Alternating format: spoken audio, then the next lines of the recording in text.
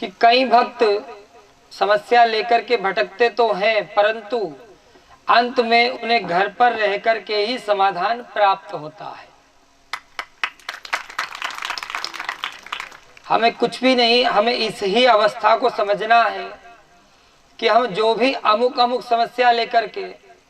कहीं पर भी पहुंचते, चाहे यहां पहुंचे चाहे अन्य अन्य जगहों पर पहुंचे, एक निमित्त दर्शन और कृपा मात्र भाव लेकर के कहीं भी जाना फलदायी होता है। लेकिन अगर हम समस्या लेकर के यहाँ वहां जाते हैं और उसका समाधान नहीं होता तो हमारा देवी शक्ति ईश्वरी सत्ता पर से विश्वास हटता है, हम आस्थावान होकर के भी नास्तिक हो जाते हैं और अपने ही धर्म, हम किसी एक धर्म की बात नहीं कर रहे हैं, चाहे जो भी धर्म हो, हम अपने ही धर्म को अंत में कहते हैं कि इसमें कोई बात नहीं है, सब यह व्यर्थ की बातें हैं। लेकिन जिस प्रकार कहा जाता है भूत पिशाच निकट नहीं आवे, महावीर जब नाम सुनावे, अगर तुलसीदास जी ने इस दोहे का रचन किया है तो कोई कारण है। देखिए दोहे में सबसे अच्छी बात है, पहले भूत को संबोधित किया गया है, भूत पिशाच निकट नहीं आवे, महावीर जब नाम सुनावे। पहले भूत आए तब हनुमान आए, उससे पहले नहीं आना। तो भूत होता है, प्रेत होता है, क्योंकि आभा मंडल होरा मंडल के ऊपर एक और अन्य मंडल होता है जिसे सूक्ष्म मंडल कहा जाता है। उसमें सभी प्रकार की सूक्ष्म आत्माएं, चाहे वह सात्विक हो, चाहे वह तामसिक हो, चाहे वह अन्य अन्य प्रकार के किसी भी श्रेणी में आती हो,